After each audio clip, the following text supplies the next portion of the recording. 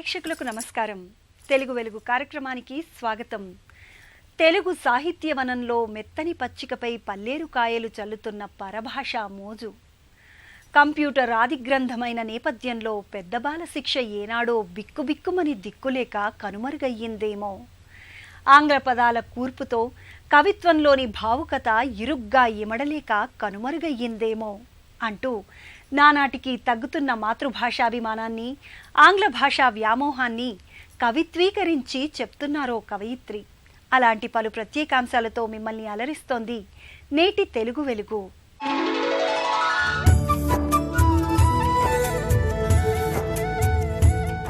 తెలుగు భాషలో తికమకలు ఎన్నో. అక్షరాలతో ఆటలాడి, పదాలతో సయ్యాటలాడి మిమ్మల్ని ఆలోచింపజేసే ఈ వారం తెలుగు వెలుగు ప్రశ్న ఏమిటో ఇప్పుడు చూద్దాం. అరమరిక అంటే ఏమిటి?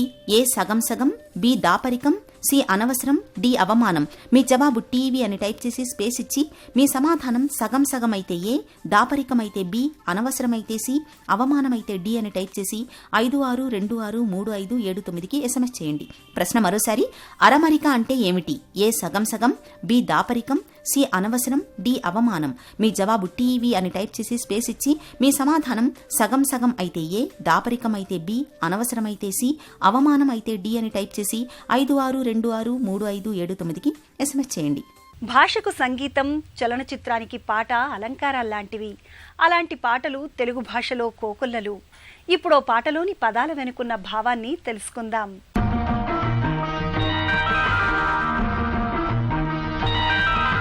తెలుగు భాష మీద పట్టు, ఛందో పరిజ్ఞానము కలిగి అందమైన పాటలు అందించిన కవి సామవేదం షణ్ముఖ శర్మ. సాహిత్య పరిమళం, తెలుగు శబ్దాల లాలిత్యం ఆయన పాటల్లో కాంతులీనుతుంటాయి. శుభాకాంక్షల చిత్రంలో ఆనందమానందమాయే మది ఆశల నందనమాయే పాట ఇప్పటికీ ప్రేక్షకులకు చిక్కని అనుభూతిని కలిగిస్తుంది. ఆనందమానందమాయే మది ఆశల నందనమాయే, మాటలు చాలని హాయే ఒక పాటగా మారిన మాయే, కాలమే పూలదారి సాగని, గానమే గాలిలాగా తాకని, నీ స్వరం నాదిగా ఈ క్షణంకి వేణువంటి నా హృదయంలో ఊపిరి పాటై పాడగా. ఆనందమానందమాయే మది ఆశల నందనమాయే, మాటలు చాలని హాయే ఒక పాటగా మారిన మాయే. రాగమాల రమ్మంటూ స్వాగతాలు పలికింది, ఆగలేని వేగంలో ఆశ అడుగు వేసింది. జతగా నీవు చేరాకే బ్రతుకు తీపి తెలిసింది, రెప్పచాటు లోకంలో కలల కోన కదిలింది. మనసంతా హాయిని మోసి నీ కోసం ప్రేమను దాచి, రాగాలే రాసులు పోసి ఈ గీతం కానుక చేసి, శుభాకాంక్షలే పలకాలి నవ్వుల పువ్వుల మాలతో. ఆనందమానందమాయే మది ఆశల నందనమాయే, మాటలు చాలని హాయే ఒక పాటగా మారిన మాయే.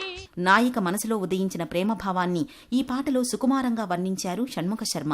భావాన్ని సరికొత్త అభివ్యక్తులతో తెలిపి తెలుగు భాష గొప్పతనాన్ని మరింత ఇనుమడింప చేశారు. మాటలు చాలని హాయే పాటగా మారిందని, కాలం పూలదారిలా సాగాలని, గానం గాలిలా తాకాలని, అసలు నాయకుని స్వరమే తనదిగా ఆ క్షణాల్లో పలకాలని నాయిక పల్లవిలో ఆనందంగా పాడుతుంది.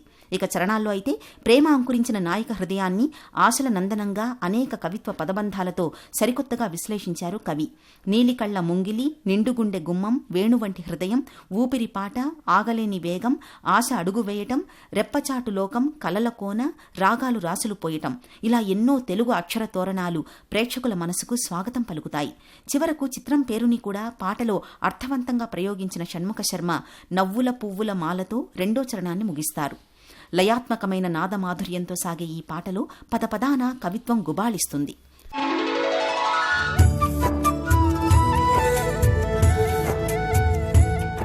నీతిని బోధిస్తూ, ఆశ్చర్యాన్ని కలిగిస్తూ, ఆనందాన్ని పంచే కథలు మనకెన్నో ఉన్నాయి.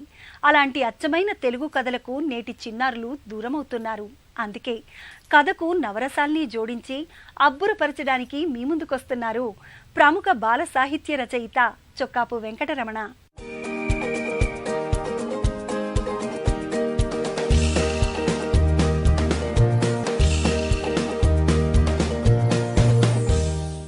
మనకి ఎన్నో కథలున్నాయి. అయితే ఇంద్రజాలంతో కూడా కథలు చెప్పొచ్చు. ఎంతో ఆసక్తిగా ఆహ్లాదకరంగా ఉంటుంది. ఈరోజు మీకు ఒక రాజు ముగ్గురు కొడుకులు కథ చెప్తాను. ఇదిగో ముగ్గురు కొడుకులు వీళ్ళే. 1, 2, 3 ఈ 3 తాళ్ళు ఉన్నాయి నా దగ్గర. వీళ్ళు ముగ్గురు ఆ రాజు కొడుకులు అన్నమాట. ఇతను ఏ కొడుకు? మీరు పప్పులో కాలేశారు. పెద్ద కొడుకు అనుకుంటున్నారు. ఇతను చిన్న కొడుకు, పొడుగ్గా ఉన్నాడు. పెద్ద కొడుకు పొట్టిగా ఉన్నాడు. రెండవ కొడుకు మధ్యస్థంగా ఉన్నాడు. అయితే వీళ్ళు సరదాగా అలాగా షికారుగా బయటికి రాజమార్గం గుండా వెళుతూ ఉంటే ప్రతి వాళ్ళు ఇతన్ని చూసి ఒరే తాడి చెట్టు అని ఎగతాళి చేయడం మొదలెట్టారు. వీడిని చూసి ఒరే పొట్టి బుడంకాయ అని ఎగతాళి చేస్తారు. అయితే వీళ్ళకి చాలా ఇబ్బంది పడ్డారు, బాధపడ్డారు. రాజు కొడుకులు కదా, వాళ్ళకి చాలా అవమానం అనిపించింది. ఏం చేయాలని ఆలోచించారు. అప్పుడు వాళ్ళకి ఒక ఉపాయం తట్టింది. ఆ ఊరి బయట అడవిలోని ఒక సాధువు తపస్సు చేసుకుంటున్నాడని విన్నారు ఇంతకుముందు. ఇంకా వాళ్ళు గుర్రాలు వేసుకొని అని గుర్రాల మీద అడవిలోకి వెళ్ళారు. అడవిలోకి వెళ్ళి ఆ సాధువు కాళ్ళ వేళ్ళ పడ్డారు. ఆయన ప్రసన్నుడయ్యాడు. అయ్యి వత్సలారా, ఏమి మీ కోరిక అని అన్నాడు. స్వామి, మేము ముగ్గురు 3 విధాలుగా ఉన్నాము, అందుకనే అందరూ మమ్మల్ని వెక్కిరిస్తున్నారు, అందుకనే మాకేమైనా ఉపాయం చెప్పండి అన్నాడు. అంటే ఆయన వీళ్ళని చూసి, నువ్వు చిన్నవాడువైనా పొడవుగా ఉన్నావు, నువ్వు పెద్దవాడు పొట్టిగా ఉన్నావు, మధ్యస్థంగా ఉన్నావు నువ్వు. అయితే ఓ పని చేయండి, ఇంటికి వెళ్ళిపోయి ఒక గదిలోకి వెళ్ళి తలుపులు మూసుకొని కాళ్ళు తల సమానం చేసి అప్పుడు హాంఫట్ అని చెప్పేసి కాళ్ళు జాడించండి, ఏం జరుగుద్దో చూడండి అని అన్నాడు. అంటే సరే అని చెప్పేసి మళ్ళీ వాళ్ళు గుర్రాల మీద ఇంటికి వచ్చేసి రాజమందిరంలోని ఒక గదిలోకి వెళ్ళి తలుపులు మూసేసుకున్నారు. ఇలా ముగ్గురు ఆ గదిలో కూర్చొని ఏం చేశారు, ముందు పొట్టిగా ఉన్న పెద్దవాడు కాళ్ళు తల సమానం చేశాడు. తర్వాత పొడుగ్గా ఉన్న చిన్నవాడు కాళ్ళు తల సమానం చేశాడు. తర్వాత మధ్యస్థంగా ఉన్నవాడు కూడా కాళ్ళు తల సమానం చేసి ఒక్కసారి హాంఫట్ అని చెప్పేసి ఒక మంత్రం చదివి ఇలా కాళ్ళు జాడించారు. జాడించంగానే చూసారు ఆశ్చర్యం, ముగ్గురు సమానంగా అయ్యారు. 1, 2, 3 నిజంగా వాళ్ళకి ఆశ్చర్యం వేసింది. అరే ఏమిటిది, మనం రకరకాల పొడవుల్లో ఉన్నవాళ్ళం ముగ్గురు సమానంగా అయ్యామే అనుకున్నారు. ఇప్పుడు వాళ్ళు అలాగా ఇంకా రాజమార్గం గుండా బయలుదేరి వెళ్ళారు. వెళుతుంటే ఇప్పుడు చూసిన వాళ్ళు, బాబు మీలో చిన్నవాళ్ళు ఎవరు పెద్దవాళ్ళు ఎవరు అని అడగడం మొదలెట్టారు. ఇప్పుడు మమ్మల్ని ఇంకా ఇబ్బంది పెడుతున్నారు, లాభం లేదు, ఇంతకు ముందులాగే ఉంటే బాగుంటుందని చెప్పేసి వాళ్ళు మళ్ళీ వెళ్ళిపోయి హాంఫట్ అని చెప్పేసి కాళ్ళు తల సమానం చేసిన తర్వాత మళ్ళీ హాంఫట్ అని కాళ్ళు జాడించారు. ఎవరి పొడవలు వాళ్ళకి వచ్చేసింది. ఇప్పుడు వాళ్ళు ఇంకా అప్పటి నుంచి ఇంకా ప్రశాంతంగా ఏం ఆలోచనలు పెట్టుకోకుండా సంతోషంగా ఉన్నారు. చూసారా ఇంద్రజాలంతో కథ? ఇలా ఇంద్రజాలంతో కథలు చెబితే పిల్లలు ఆసక్తిగా వింటారు, వాళ్ళ ఉత్సాహం పెరుగుతుంది. అందుకే పిల్లలకి కథల్ని ఇంద్రజాలంతో చెప్పడం వల్ల పిల్లలకి ఈ భాషని పరిచయం చేయటం అవుతుంది. అలాగే భాష మీద పట్టు ఏర్పడేలా చేయడం జరుగుతుంది. చెట్టు చేమల్లోన పట్టు తేనె వంటి దిట్టమైన తెలుగు భాష, కట్టుబొట్టుల్లోన గట్టి పదను పెట్టి పుట్టి పెరిగిన తెలుగు భాష. చెట్టు చేమల్లోన పట్టు తేనె వంటి దిట్టమైన తెలుగు భాష, కట్టుబొట్టుల్లోన గట్టి పదను పెట్టి పుట్టి పెరిగిన తెలుగు భాష. నన్నయ్య తిక్కన ఎర్రన భారత సన్నివేశ కావ్య భరిత, నన్నయ్య తిక్కన ఎర్రన భారత సన్నివేశ కావ్య భరిత. ఉన్నతాశయాల అక్షర రమ్యత ఎన్నదగిన మార్గదర్శిత. చెట్టు చేమల్లోన పట్టు తేనె వంటి దిట్టమైన తెలుగు భాష, కట్టుబొట్టుల్లోన గట్టి పదను పెట్టి పుట్టి పెరిగిన తెలుగు భాష. 2 తెలుగు రాష్ట్రాల్లో స్వభాష వెల్లివిరియాలి, అన్ని రంగాల్లోనూ మాతృభాషే రాజ్యమేలాలి. ఆ దిశగా తెలుగు భాషాభివృద్ధికి ప్రజలు, ప్రభుత్వాలు ఎలాంటి కృషి చేయాలో ఓ తెలుగు ప్రముఖుని ద్వారా తెలుసుకుందాం. ఈరోజు వ్యావహారిక భాషావాదం వెనుకనున్న ఒక ప్రాతిపదిక, దానికి నేపథ్యంలో ఉన్న ప్రాతిపదిక అందరికీ సమాన అవకాశాలు విద్యలోనూ ఉద్యోగాల్లోనూ రావాలి అంటే తెలుగు భాష లేక మాతృభాషే ప్రధానాంశం కావాలి. మాతృభాషలో విద్యాబోధన జరగాలి. అదే ప్రాతిపదికన ఈరోజు మనం ఆ విషయాన్ని ముందుకు తీసుకెళ్లాల్సిన అవసరం ఉన్నది. ప్రత్యేకంగా తూర్పు ఆసియా దేశాల్లోనూ దక్షిణాసియా దేశాల్లోనూ ఉన్న అనేక రాష్ట్రాలు, అనేక దేశాల్లో మాతృభాష ప్రాతిపదికన విద్యాబోధన జరుగుతోంది. ఆ దేశాల్లో అక్షరాస్యత 97 నుంచి 99% మధ్యన ఉన్నది. దీనికి కారణం ఆయా దేశాలు మాతృభాషలో విద్యను అందించటం. ఈనాడు మన తెలుగు రాష్ట్రాల్లో జరుగుతున్నది ఏంటంటే ఆంగ్ల భాష ద్వారా విద్యాబోధన జరపాలనడం. ఆంగ్ల భాష ద్వారా విద్యాబోధన జరిపితే అది కొంతమందికే కొన్ని అవకాశాలను తీసుకురాగలుగుతుంది. మన దేశంలో, మన రాష్ట్రాల్లో ఉద్యోగ విద్యా అవకాశాలకి అది ఎంతమాత్రం ప్రాతిపదిక కాజాలదు. దానికోసం మనం మాతృభాషలో విద్యాబోధన జరపాల్సి ఉంటుంది. మన అక్షరాస్యత ఈనాడు చూసుకుంటే మన దేశంలో 74%, తెలుగు రాష్ట్రాల్లో 65% ఉన్నది. 52% మంది ప్రాథమిక విద్యా దాటి బయట ముందుకెళ్ళలేదు. అంటే సుమారు 18 నుంచి 20% మందికే ఇంటర్మీడియట్ ఆ పైన చదువుకున్న వాళ్ళు ఉన్నారు. దీనికి కారణం సరైన విద్యా ప్రాతిపదిక లేక, మాతృభాష ప్రాతిపదిక లేని విద్యా అవకాశాలను కల్పించటం. మాతృభాషను మాధ్యమంగా చేసుకుని విద్యాబోధనను ముందుకు తీసుకెళితే అతి సులువుగాను అతి త్వరగాను ప్రజలందరికీ అక్షరాస్యతను కల్పించడానికి అవకాశం కలుగుతుంది. దీనివలన ఎక్కువ మందికి విద్యా అవకాశాలే కాకుండా ఉద్యోగ అవకాశాలు కూడా కల్పించడానికి వీలవుతున్నది.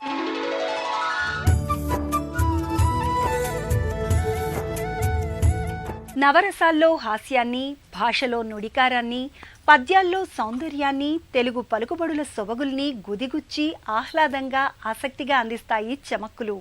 ఆ చమత్కారాల్లోని స్వభాషను మీరు ఆస్వాదించండి.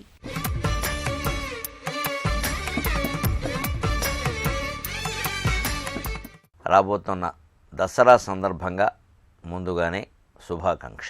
ముఖ్యంగా దసరా అంటే విజయదశమి ప్రధానంగా జరిగే సంబరం. విజయదశమికి అధిష్టాన దేవత సాక్షాత్తు లలితాదేవి.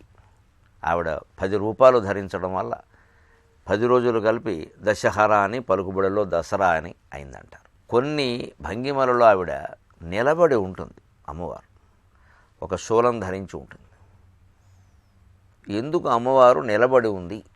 దీని మీద ఒక అవధానంలో ఊరికే చమత్కారంగా ప్రశ్న అడిగితే వారి భావానికి తగినట్టుగానే చమత్కార పద్యం చెప్పడం జరిగింది. పవలును రేలు నిల్వబడు పాపమది ఏమిజనర్చితమ్మ, ఈ భవమును సృష్టి చేసి అనుబంధము చే తనుగూడ లాగుటన్ శివుడు విధించు శిక్షయో, వసించుము నా హృదయాంక పీఠిపై శివునకు శిక్ష వేసెదము శీఘ్రముగా గృహహింస పేరునన్. భగవంతుడు చమత్కార ప్రియుడు. భగవంతుడు అనగానే ఏదో తీవ్రం గంభీరం అనుకోక్కలేదు. మన పురాణ కథల్లోనే ఎన్నో చమత్కారాలు ఉన్నాయి. లక్ష్మీపార్వతుల మధ్యలో వాదాలు ఉన్నాయి, శివపార్వతుల మధ్యలో వాదాలు ఉన్నాయి, లక్ష్మీనారాయణుల మధ్యలో వాదనలు ఉన్నాయి. ఏదో ఒక రకంగా నవరసాల్లో ఏదో ఒక రసం పేరు మీద భక్తి మనస్సులో కుదురుకుని మనస్సు భగవంతుడయందు నిశ్చితమైతే చాలు, నిలబడితే చాలు. అందుకు ఒక మాట ఏమిటంటే, ఎందుకు నిలబడింది అమ్మవారంటే, పవలును రేలు నిల్వబడు పాపం అదేమీ నడిచేదమ్మా. మా చిన్నతనంలో బళ్ళో చదువుకునే రోజుల్లో ఏదైనా తప్పు చేస్తే బల్ల మీద నిలబడమనేవారు. అలాగ నువ్వేమిటమ్మా అస్తమానం నిలబడే ఉంటావు, అలాగా ఆయుధం పట్టుకుని కూర్చోవు, కాస్త విశ్రాంతి తీసుకోవద్దా? బహుశా ఎందుకు నిలబడ్డావంటే, ఈ భవమును సృష్టి చేసి అనుబంధముచే తనుగూడ లాగుటను శివుడు విధించు శిక్షయో. అనవసరంగా ఈ సృష్టి అంతా చేసి దీన్ని మళ్ళీ సృష్టి అని, స్థితి అని, లయమని, తిరోధానమని, మళ్ళీ అనుగ్రహమని ఇలా మొదలుపెట్టి ఈ పంచకృత్య పరాయణత్వంతో చేస్తున్నావు. మాటిమాటికి వద్దన్నా సరే ఈ ఆట సాగిస్తున్నామని మీ ఆయన భగవంతుడు, ఆయన పరమేశ్వరుడు ఏమన్నా ఓ శిక్ష వేసేసాడు, నిలబడే ఉండు వద్దన్నా సరే జగన్మాత అనిపించుకోవాలని ఈ సృష్టి చేస్తున్నామని నిన్ను నిలబెట్టాడా అమ్మా? మేము ఏదో పొరపాటు చేస్తే మా ఉపాధ్యాయులు మమ్మల్ని నిలబెట్టినట్టుగా అందుకని అమ్మవారిని భక్తుడేం ఊరుకోబెడుతున్నాడు అంటే ఏం పర్వాలేదమ్మా, వసించుము నా హృదయంక పీఠిపై, నా హృదయం అనేటువంటి పీఠం నీ కోసం సిద్ధంగా ఉంది తల్లి, కూర్చో అంటే నా మనస్సుని ఎందు లగ్నమయ్యేలా చేయమని. అదో చమత్కారం. అప్పుడు మనిద్దరం కలిసి శివునకు శిక్ష వేసేదము శీఘ్రముగా గృహహింస పేరునన్. ఈ మధ్య మా భారతదేశంలో కొత్త చట్టం ఒకటి పెట్టారమ్మా ఆడవాళ్ళకి రక్షణగా. అందుకని హాయిగా మీ ఆయన మీద ఒక వ్యాజ్యం వేసేద్దాం, ఆయన భార్యను బాధ పెడుతున్నాడని చెప్పేసి కొడుకుని నేను నీ పక్షాన ఉన్నాను కదా, అందుకని ఆయనకి శిక్ష పడేలా చూద్దామని చమత్కారంగా అమ్మవారితో మాట్లాడే పద్యం ఇది. ఇలా మాట్లాడినా పర్వాలేదు, భగవంతుడి యందు మనస్సు లగ్నమైతే సరిపోతుంది. అంతటి చమత్కారమైన పద్యాలు మనం అమ్మవారి మీద కూడా చెప్పుకుందుకు అవకాశం బాగా ఉంది. అలాగే ఈ వారం ఒక మంచి సామెత, ముసలోడికి దసరా పండగని అంటారు. సాధారణంగా దసరాకి పిలవడం, సంక్రాంతికి పిలవడం, దీపావళికి పిలవడం, ఏదో మర్యాదలన్నీ చేయడం, పిండి వంటలతో భోజనాలు పెట్టడం, కానుకలు కట్నాలు కూడా ఇవ్వడం, ఇవన్నీ కొత్త అల్లుళ్ళకి చేస్తారు, పాత అల్లుళ్ళకి చెయ్యరు.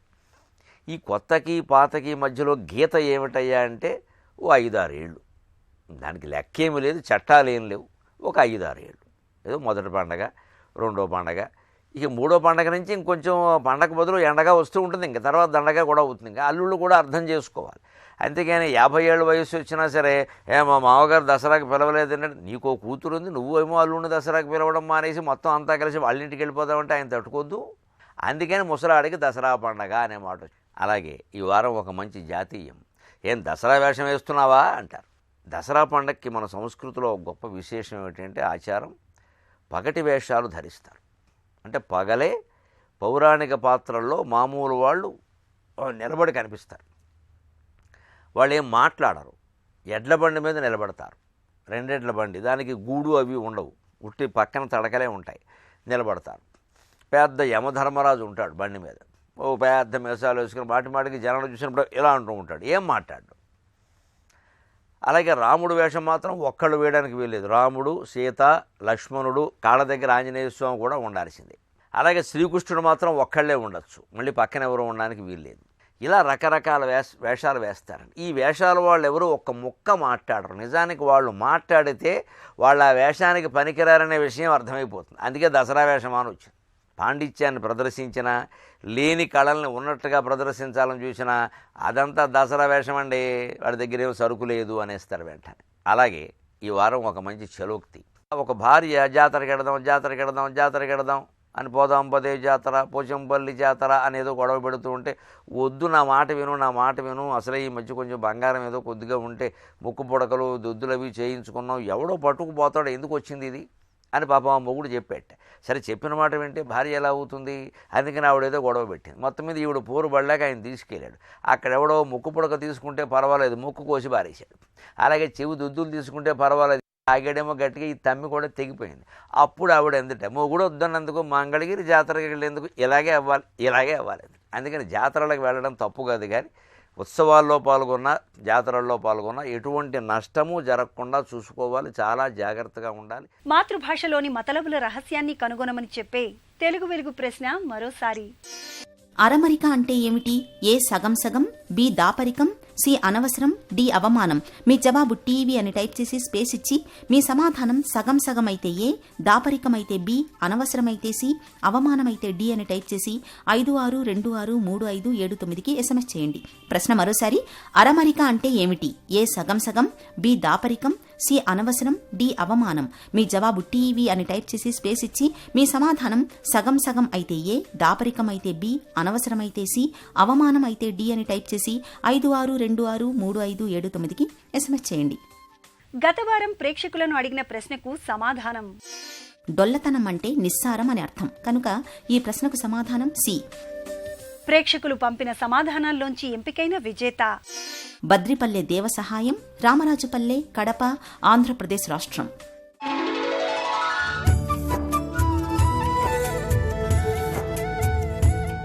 తెలుగు భాషా వ్యాప్తికై ఎందరో ప్రముఖులు ఎన్నో రకాలుగా కృషి చేస్తున్నారు. వినూత్న రీతుల్లో స్వభాషాభిమానాన్ని చాటుకుంటున్నారు. అలాంటి వాళ్ల స్ఫూర్తి కథనాల వేదికే తెలుగు వెలుగు. మీరు సంప్రదించవలసిన చరవాణి సంఖ్య 9394489229. చరవాణి సంఖ్య మరోసారి 9394489229. తెలుగు భాషా చైతన్యాన్ని మనందరిలో నింపే మరికొన్ని అంశాలతో వచ్చే వారం తెలుగు వెలుగులో మళ్ళీ కలుద్దాం. అంతవరకు సెలవు. నమస్కారం.